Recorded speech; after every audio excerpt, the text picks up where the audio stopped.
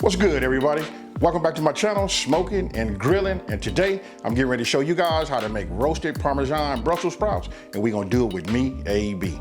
You know what? This is like super delicious, super easy to make. Hey, listen, there's something else that we could put out, and that's gonna be the focus for 2020, you guys.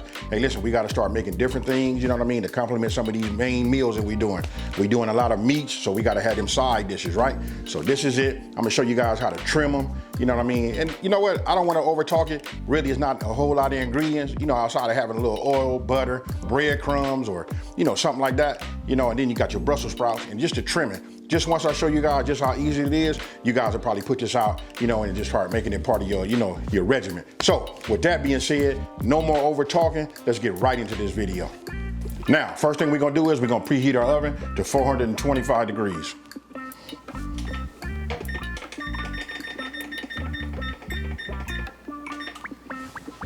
And now for the ingredients. All right, now we're finna go over the ingredients.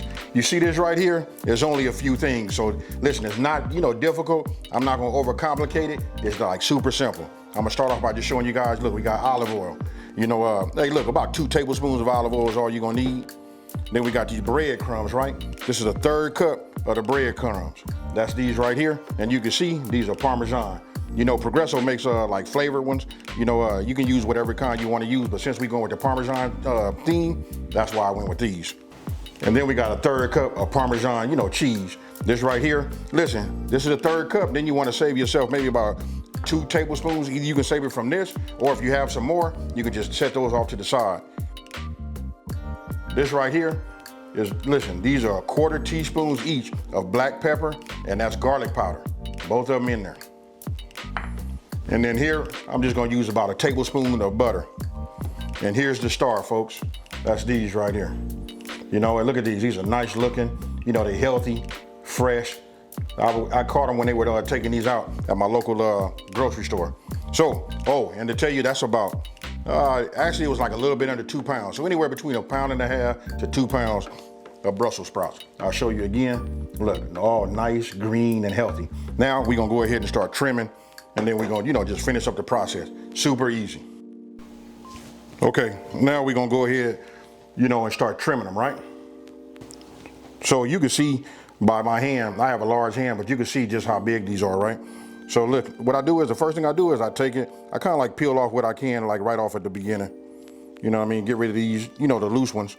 And then, if you guys can see that, look at this, look, that's where it was picked up off of the main stem, right? So I just clean that up.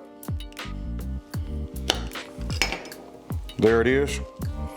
And now, anything that look like it's gonna be loose, like this can come off, that one can come off.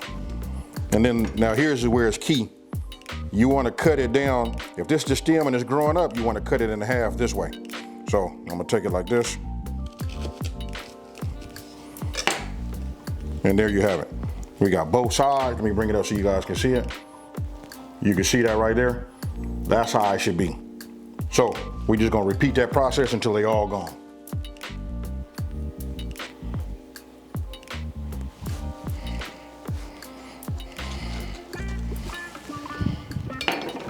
Remember, we just peeled it a little bit off.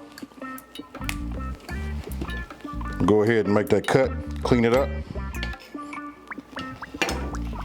Maybe something comes off. Still nice and tight. Now you just go ahead, remember, cut it down this way. And there you have it. Now let me go ahead and finish these. And once I'm done with that, we'll move over to the next step.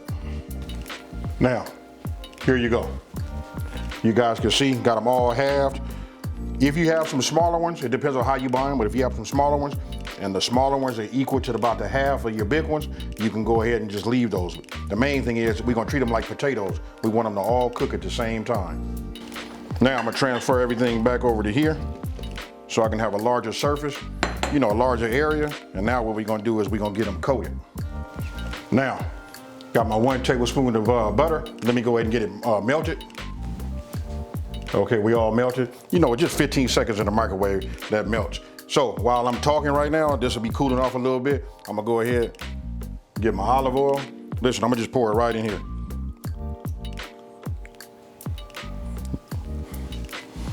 We're gonna do it just like you just saw right there. I'm just gonna take this fork, get it to halfway, just stir. Because what we're gonna do is we're gonna take this, and then we're gonna pour it on top of this, and we're gonna get it nice and coated. Look, the olive oil is gonna help it get a little crispy, right? You know what? Because we're gonna roast it. So we wanna put that in the oven with the olive oil, and the butter is gonna enhance the flavor. That's what that's all about. So let me just move this like this. Now, I'm gonna go ahead and just start drizzling a little bit on, on here.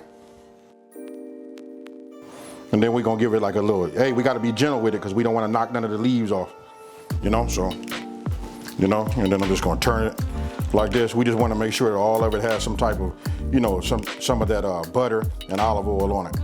So, and listen, that's gonna be like the binder too, that'll help it, because we gotta put our seasoning on here. So we just keep moving it back and forth, and you can see it'll start becoming shiny, right in front of you. That'll let you know that everything is, been coated. And for some odd reason, if you made a whole lot or if it wasn't enough to coat it like you would like, it's okay to just add, some more butter to it or just drizzle a little bit more olive oil on it. Let me bring it closer so you guys can actually see it. You can see that some of them are like shiny. We just keep going until all of it is like that. And the spatula helps too, because look, when you run it at the bottom of your bowl, it picks up any of the olive oil and butter that has dripped, and you bring it towards the top. So, hey, having the right tool for the job is best. Now that we done there, right? So look, I did this for video purposes only, so you guys can see the ingredients, but you only need one, because you could have put all three of these ingredients, your salt, garlic powder, and your pepper into one. So I'm just gonna save yourself a step, and we'll just do that. You could just take your finger, it's small amounts. Just go ahead and get it mixed up, and now we just wanna sprinkle it, on here. Once we have that, we're gonna go ahead and get our spatula again, and we're just gonna work it back and forth, to make sure that all of it has some seasoning on it, and we'll just go from there. You can see it, especially when you use that black pepper, because you'll start seeing it transfer over to all of the pieces. Now for you guys that have never had Brussels sprouts, I'm gonna ask you, you gotta give it a try, and then, hey listen, we gotta open up our minds to, different things. And look, here's the key thing. If you on keto, this is your best friend right here. Now, we got that done, right? So now we're getting ready to, boom, Panko. Now we'll come with a little bit of this Parmesan. We're gonna work it back and forth. I'm gonna save just a little bit back, because at the end, when it comes out of the oven, we're gonna go ahead and sprinkle a little bit on there also. So, it should start looking like this. But you guys got it. You got the binder on there, which is the oil and the melted butter. Everything is coated. It's okay. Once you got it completely coated, and there's nothing wrong with taking a little, if you got one of these grinders, go ahead and just hit it. There's nothing wrong with that. Adding some more. Got it? Now we're gonna go ahead and bring over our pan. I'm gonna go ahead and spray this pan. I'm just really spraying this right here so nothing will stick. Now, you just want to get yourself some tongs, and you just want to go ahead and just put it on here. Look, they can go up. I'm gonna do some up, some down, so you guys can just see. There's no real order for this. It doesn't make a difference how you put them on here. And we're gonna put it in the oven for about, I'm gonna say about 20 minutes, 20, 25 minutes. These are like on the larger side, so we probably go with 25 minutes. But I'm gonna take a look at them after 20. That's what, it's better to check before than for you to have any issues. You go too long and they become too dark or too mushy or too, they can actually turn out to be too crispy. Now you guys can see them, they're on there. The key is, look, you wanna have this rack. So if anything falls down, don't worry, because any of those panko chips or breadcrumbs fall down on the bottom, they're gonna be nice and crispy too, right? So when it's all over with, we take them out. I usually take some of those and I'll sprinkle them over the top. Depends on how they look. So now we going into the oven. We're gonna go in, listen, I'm gonna set a timer for 25 minutes first. And after that, we're gonna look at it, and then I'm gonna decide, do I need to go a little further? And then I'll take a fork to check the tenderness, through the inside. All right, let's get it. Okay, Now look, this is after exactly 25 minutes. Looked at them at 20, stuck a fork in them.